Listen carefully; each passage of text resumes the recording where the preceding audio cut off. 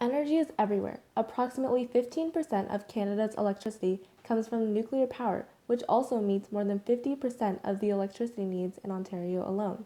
But where does this energy come from? In nuclear power plants, the main source of energy comes from the uranium-235 isotope. You may be wondering, how does a small amount of enriched uranium translate into millions of electron volts? An atom consists of a nucleus and electrons orbiting around it.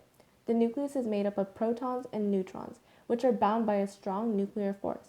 By shooting neutrons at the nucleus, we can cause the atom to be unstable and split, firing out two free neutrons which smash into nearby atoms, causing a chain reaction. Through this process, a single uranium-235 atom releases energy equivalent to 200 million electron volts. Therefore, 1 pound of uranium is equal to 1 million gallons of gasoline. Why does this happen?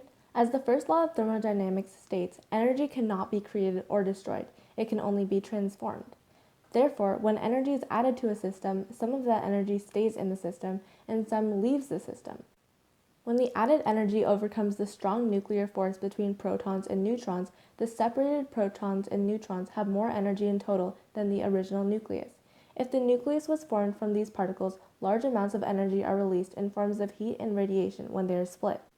In a nuclear power plant reactor, large rods of uranium pellets are gathered into bundles called fuel assemblies and submerged in water inside of a pressure vessel. As the uranium undergoes nuclear fission, it heats the heavy water moderator within the reactor. The heat is then transferred to ordinary water in the steam generator.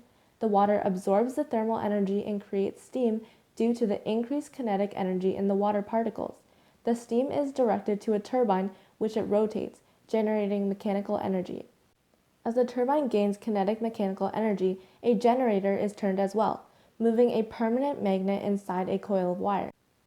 This creates electricity from mechanical kinetic energy through electromagnetic induction. Once out of the turbine, the steam travels to the cooling tower to become liquid again. A pump then sends it back to the nuclear reactor so the process can repeat. The second law of thermodynamics states that in this less than perfect world, a system cannot convert all of its energy into working energy, and thermal energy will flow from warmer to cool areas. Therefore, each energy conversion in this system is a source of useful energy lost to friction and thermal energy being released to the surroundings. As a result, around 33% of energy generated in a nuclear power plant actually becomes useful electrical energy. This energy provides lighting in our homes, charges our electronic devices, and generates heat for our stoves. So next time you use electricity, think about where it comes from, because it is very likely that it originated from a small amount of uranium.